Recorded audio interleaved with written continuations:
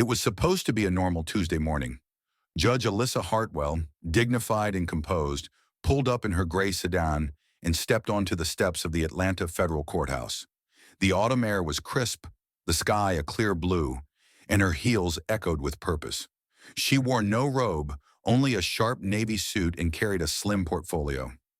She believed in walking in as a citizen first, a judge second.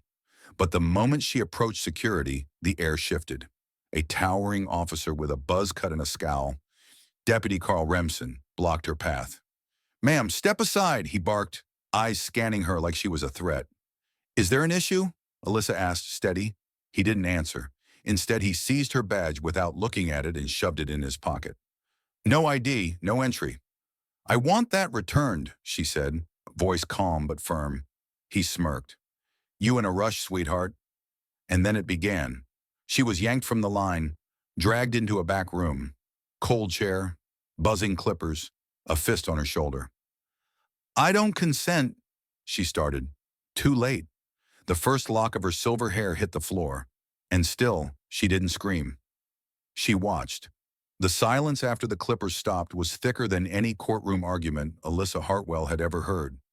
Strands of silver, once coiled and proud, lay scattered across the cold-tiled floor. The hum of the clippers still rang in her ears, even after they were turned off. Her scalp tingled, patches uneven, raw with humiliation. But her eyes never left Deputy Carl Remsen's face. He smiled as if he'd won something. "You look more professional now," he muttered, brushing his hands off like he'd just completed a chore. She didn't reply. Her fists were clenched in her lap, knuckles bone white, but her voice when it returned was steady. "You'll regret this."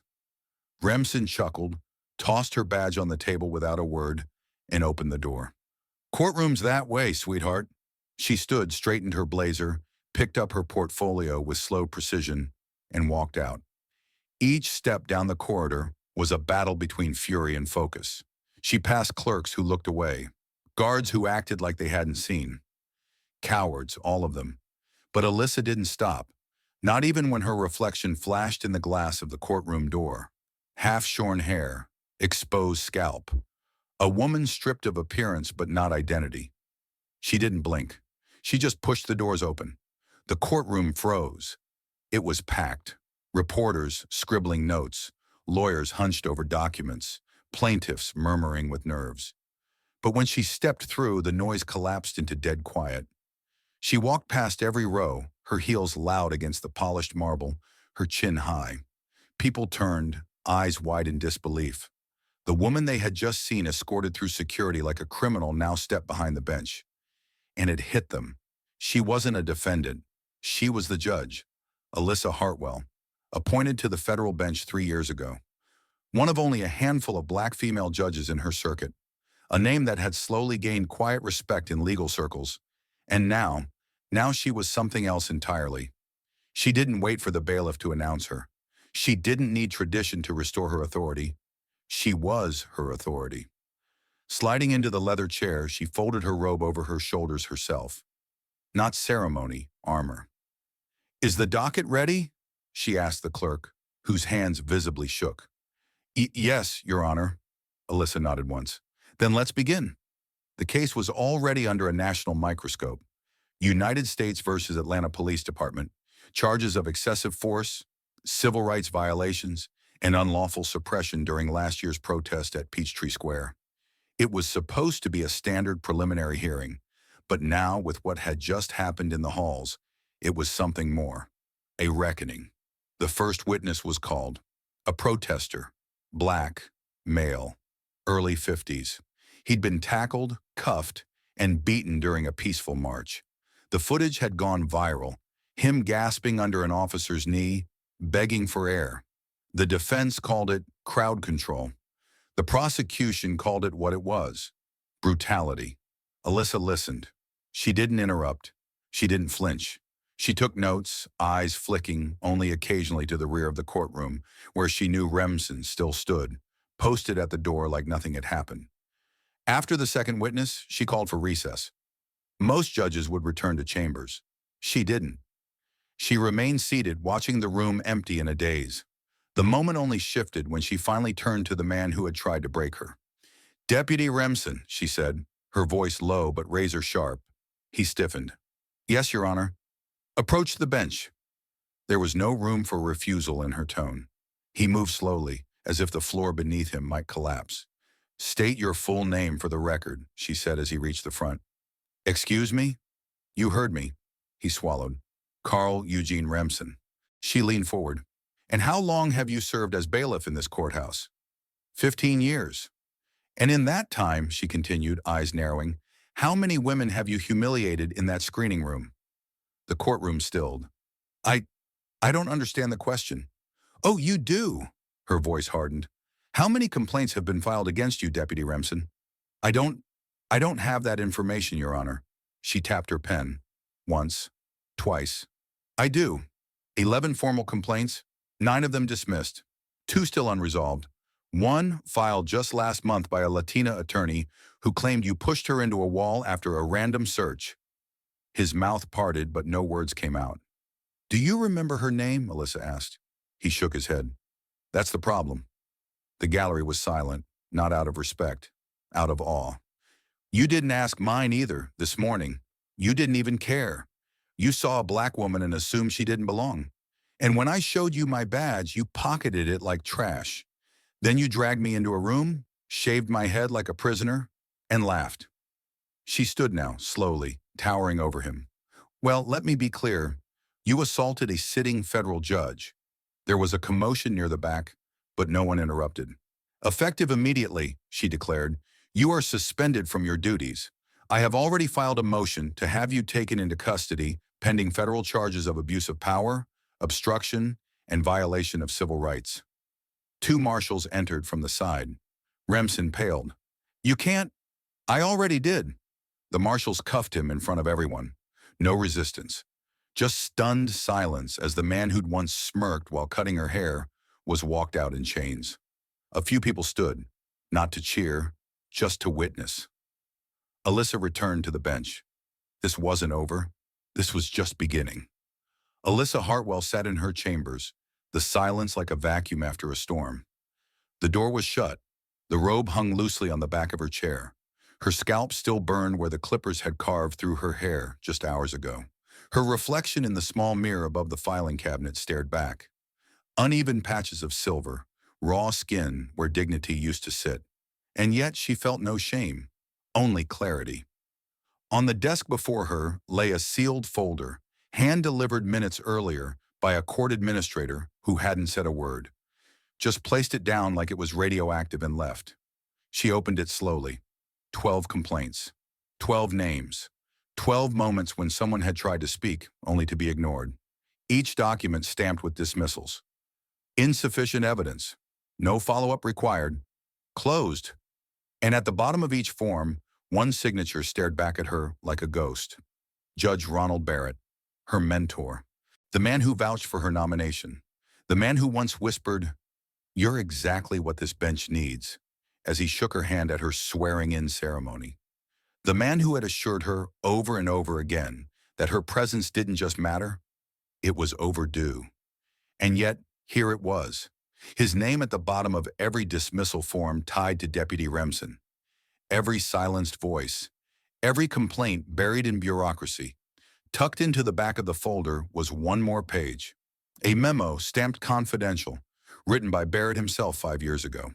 It read, "Remsen can be rough around the edges, but he maintains order, especially with difficult demographics.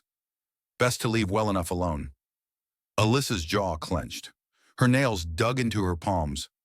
That phrase, difficult demographics, danced in her mind like acid on skin. This wasn't just about Remsen. It never was. It was about every judge, every official, every silent witness who let him operate unchecked, unchallenged.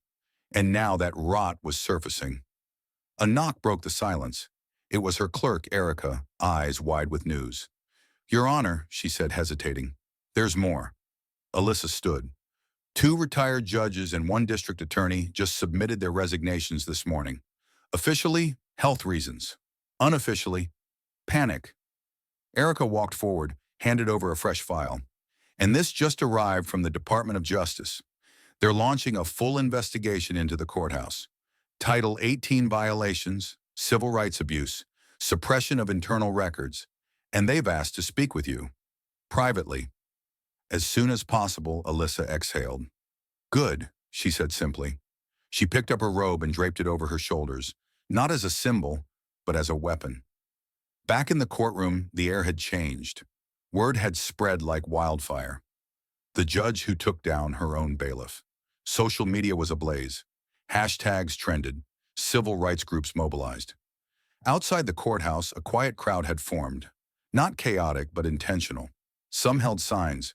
Justice starts here. Protect black women. 12 complaints. Zero accountability. Inside, every seat was filled. The media pressed close. Law students took notes in the aisles. Lawyers whispered with urgency. When Judge Hartwell entered, everyone stood, not just out of tradition, but reverence. She took her seat, tapped her gavel once, and leaned forward. Before we proceed with today's witnesses, she began, this court will enter into the record new documentation provided by federal authorities. She nodded at her clerk, who distributed copies to the prosecution and defense. This folder contains 12 official complaints filed against Deputy Remsen over the last 15 years. It also contains memos indicating suppression of those complaints, including by former Judge Ronald Barrett. Gasps. The defense attorney stood, already objecting. But Alyssa raised her hand. Sit down. The words weren't loud, but they cracked through the courtroom like thunder. She turned to the gallery. Let the record show this court is no longer interested in preserving institutions at the expense of individuals. We are done pretending that silence is neutrality. Every signature in this folder is not just a failure.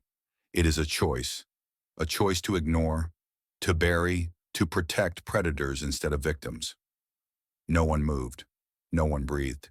And then, a voice from the back. Your Honor. An older black man stood by the door, hat in hand, voice shaking. My name is Marcus Lane. I was arrested in this courthouse in 2010. Remsen broke my wrist when I refused to take off my belt faster. He looked around the room. I filed a complaint. They told me I was resisting, said I tripped. I never came back. But I'm here now. Alyssa's voice softened. Was a report filed? Yes, ma'am. I filed it myself, with Judge Barrett's clerk. She nodded. Thank you. And then one by one more stood. A woman in her 40s. He shoved me in front of my kids. A retired veteran. He called me a terrorist. A court interpreter. He slammed me into a wall for being late. The silence was now filled with rising testimony. This wasn't a hearing anymore. It was an unburial, a truth resurrection. Alyssa stood again. For decades, this courthouse has operated under the illusion of justice while allowing patterns of abuse to flourish unchecked. That ends today. She reached beneath her bench, lifted a new binder, and held it high. This is a policy proposal, effective immediately. It is called the Hartwell Mandate. Whispers rippled through the crowd. It will enforce anti-bias training, psychological evaluations, body cams in screening areas, third-party review panels, and zero-tolerance enforcement for misconduct in all federal courthouses under this district. She looked to the defense. If you'd like to challenge my authority to implement this, you may do so. They didn't speak, because they knew this wasn't just courtroom decorum anymore. This was history in motion. And Alyssa Hartwell wasn't just enforcing justice, she was rewriting it. The next day, rain poured down like the heavens were testifying. Alyssa Hartwell stood alone in her chambers, robe folded neatly on the back of her chair. The walls, once lined with certificates and plaques, now bore a different kind of weight. She looked down at the list in her hand, names, numbers, scribbled notes from victims who had come forward. Most had never spoken before. Some had been silenced for over a decade. Their pain had been buried. Now it was rising like floodwater. There was a knock. Her clerk entered quietly. Your Honor, it's time. Alyssa nodded and rose, spine straight, heart steady. Today was more than a sentencing. It was an exorcism. The ghosts of this courthouse, the silenced, the ignored, the broken, would be given voice, and one man would finally be held accountable. She stepped into the courtroom. It was standing room only. The gallery packed with citizens, advocates, law students, and reporters. Rain slickers hung from the backs of chairs. Umbrellas dripped onto marble floors, but no one left. This wasn't a trial anymore. It was a turning point. Deputy Carl Remsen sat at the defense table in a plain gray jumpsuit, hands cuffed, eyes hollow. The man who once smirked while pressing clippers to her scalp now looked like he hadn't slept in days. His arrogance had evaporated. All that remained was the reality of consequence. Alyssa tapped the gavel once. Court is now in session. She looked directly at Remsen. Mr. Remsen, this court finds you guilty of abuse of power, civil rights violations, and obstruction of justice. You used your position not to protect, but to harm. Not to serve the law, but to mock it. He shifted in his seat. You thought the badge would protect you. That procedure would shield you. That the silence of this institution would be your accomplice. She leaned forward, voice calm but cutting. You were right for a time. The room was still, every breath held. But that time is over. She paused, let the silence settle before continuing. For your crimes, this court sentences you to the following: 6 years in federal prison for abuse of power, 5 years for civil rights violations, and an additional year for obstruction. A soft murmur moved through the gallery, but Alyssa wasn't finished. That is the legal sentence. Now here is the human one. She rose. You spent 15 years deciding who was worthy of dignity. You targeted the vulnerable. You laughed while others suffered. You stole moments of peace, of safety, of personhood. Her voice did not shake. It sharpened. And when you laid your hands on me, a judge in her own courthouse, you thought I was just another woman who would walk away quietly. She stepped down from the bench. But I didn't. She stopped inches from where he sat. And now you will sit in the seat you made for so many others. Powerless, exposed, answerable. She nodded toward the marshals. Take him away. The click of his chains was the only sound as he was led from the courtroom. No one clapped, no one cheered. They just watched, because this wasn't about celebration. It was about witnessing, and sometimes that's louder than applause. Alyssa returned to her seat. She reached beneath the bench and pulled out a folder. Thick, official, embossed with the seal of the court. This is the final matter of the day, she said. It is a policy reform entitled the Hartwell Mandate. She looked up. It has been formally adopted by the 11th Circuit. As of this moment, it is in effect. There were audible gasps. The mandate will require independent oversight for all courthouse personnel, mandatory anti-bias training, psychological screening for security officers, a transparent complaint system, and quarterly external audits of incident reports. She paused. This is not about vengeance. This is about responsibility. Her voice dropped, but it carried like thunder. Because justice without accountability is nothing but performance. A soft shuffle came from the back of the courtroom. A young woman stepped forward, maybe early 20s, shoulders hunched, eyes wide. It was Megan, her former intern. She spoke without being asked. I just wanted to say, I saw it happen. I was there that morning. I didn't stop it. I froze. But I want to testify if you ever need me to. I want to help fix this. Alyssa stood. Thank you. Megan lowered her head. I didn't do enough. No, Alyssa said gently, but you're speaking now. That's what matters. From the far end of the gallery, an elderly black woman stood slowly. Her hand shook as she held up a sign. I filed a complaint in 2008. No one listened. Alyssa met her eyes and gave the smallest nod. One that said, I hear you now. Another woman stood, then a man, then more. Until nearly half the courtroom was on its feet, each one a living record of what had been buried. And in the middle of it all, Judge Alyssa Hartwell sat, not just presiding, but witnessing the birth of something new. Not revenge, not reform, but reckoning. Later that evening, she stood in front of the courthouse steps. The rain had stopped, but the air was thick with the scent of wet stone and tension broken. She looked out at the people gathered. Young, old, every color, every background. Some held candles, others stood in silence. She took off her wig, folded it, tucked it under her arm. This was who she was now, raw, exposed, unapologetic. "I didn't set out to be a symbol," she said, voice carried by microphones. "I set out to do my job. But when that job threatened to erase who I was, I chose to stand instead." And in that moment, she wasn't just a judge anymore. She was a line in the sand. It was midnight when Judge Alyssa Hartwell finally left the courthouse. The crowd outside had thinned, but a handful of people still lingered under the street lamps, huddled against the damp chill of a Georgia night. Rain clung to the sidewalks like memory, glistening beneath her heels. She didn't wear a scarf. She didn't hide her scalp. The uneven stubble where her silver curls used to be was bare to the world, a quiet declaration. As she stepped into the streetlight, an elderly woman approached her slowly, cautiously. She wore thick glasses and a long wool coat. Her voice, when it came, trembled. "I never thought I'd live to see someone like you do what you just did," she said. Alyssa didn't reply at first. She simply reached out and took the woman's hand in hers. "You did more than survive," she said softly. "You paved the road." From the shadows, a teenage girl stepped forward. She was no older than 16, black, with almond eyes and a quiet presence. She didn't speak. Instead, she pulled off her hoodie. Her hair was shaved down to the skin. Alyssa froze, just for a second. Then she nodded once. The girl nodded back. Something passed between them. Not words, not gestures. Something deeper. A silent inheritance. Back home, Alyssa stood on her porch and let the stillness settle around her. The wind stirred the oaks in the yard. Porch lights flickered across the neighborhood.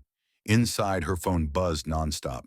Emails, texts, media requests, invitations. She let them sit. Tonight wasn't about headlines. It was about hearing herself breathe. The next morning, the courthouse felt different. She walked in without her robe, without guards, without ceremony, and yet the silence that followed her was reverent. Not out of fear, not even respect, out of recognition. The janitor nodded at her with a fist lightly pressed to his chest. One of the newer security officers gave a quick thumbs up, then looked away, cheeks flushed. Clerks stood a little straighter as she passed. No one looked through her anymore. When she stepped into the elevator, 2 attorneys stepped out just to give her space. She didn't ask them to. They just did. In the courtroom, something even stranger happened. Before the clerk could speak, everyone stood. No announcement, no cue. They just stood. For her. Alyssa sat with a nod, but in her chest something cracked open. Not pride. Something quieter. Something more solemn. Responsibility. Weeks passed. The Hartwell Mandate spread like fire through dry brush. First it took hold in Atlanta's district. Then nearby circuits picked it up. Cities like New Orleans, Charlotte, St. Louis adopted versions of it. Courtrooms began installing cameras in screening rooms. Clerks received bias training. Complaints stopped disappearing. A bill began forming in Congress. A bipartisan one. Alyssa hadn't drafted it. She hadn't even lobbied for it. But her name was attached to it anyway. The Hartwell Act. It called for mandatory oversight boards in every federal courthouse, anonymous reporting systems, real-time disciplinary transparency. Alyssa tried to keep her distance. She still had cases to preside over. Civil disputes, custody hearings, tax appeals. But even in those mundane matters, people watched her differently now. Listened more closely. Lawyers tempered their tones. Plaintiffs sat taller in their seats. She hadn't just changed policy. She had shifted presence. One day she visited a local middle school where a teacher had invited her to speak on justice and integrity. She expected a small class and maybe a few awkward questions. Instead, the classroom was packed. Students had made signs. There was one taped to the chalkboard. "Be like Judge Hartwell." Alyssa smiled softly. She didn't speak long, just a few words about courage and truth and listening when others are silenced. But then a quiet girl in the back, barely louder than a whisper, asked, "Do you still believe in the system?" Alyssa paused. Every head turned. Then she said, "I don't believe in what the system was, but I believe in what it can become, if people like you keep asking that question." Afterward, when she returned to her car, she sat in the driver's seat for a long time. Then, for the first time in months, she wept. Not from pain, but from hope. And then came the call. The White House. Not a soundbite request, not a comment for a press release, an invitation. Judge Alyssa Hartwell had been chosen to receive the Presidential Medal of Justice, the first recipient in over 2 decades. The ceremony would be televised. The nation would watch. She didn't care for the spectacle.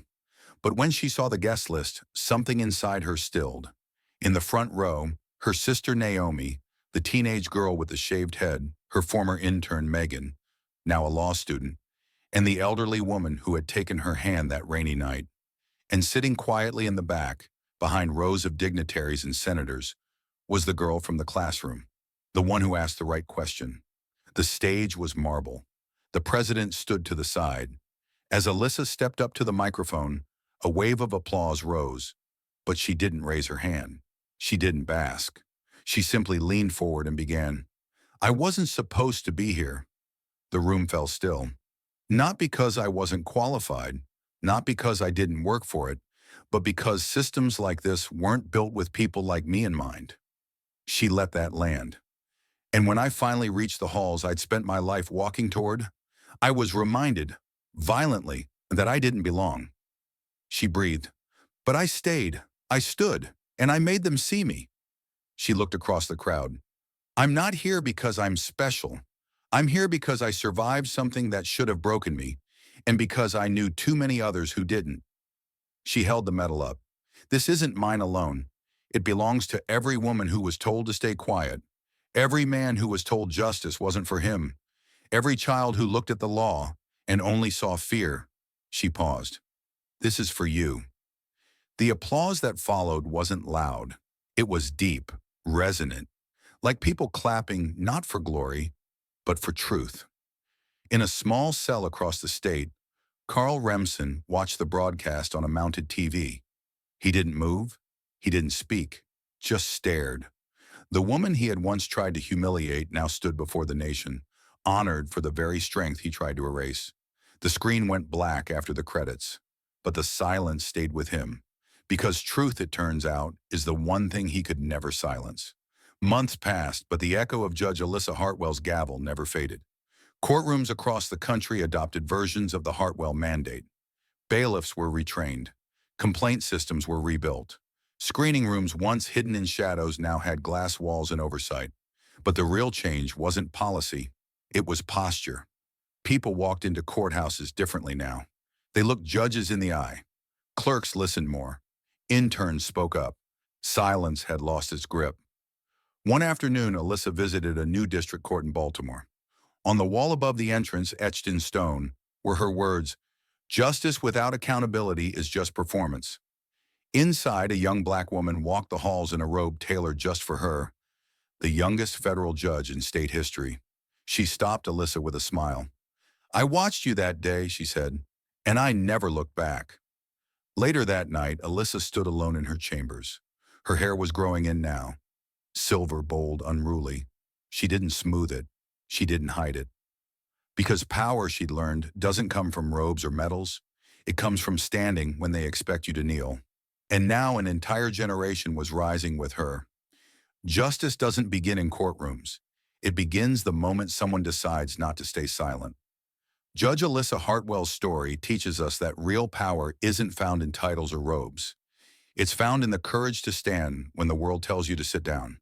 It's found in the quiet resistance of refusing to disappear after being broken. And it's found in every voice that speaks up, not for revenge, but for something bigger, accountability. She didn't plan to become a symbol.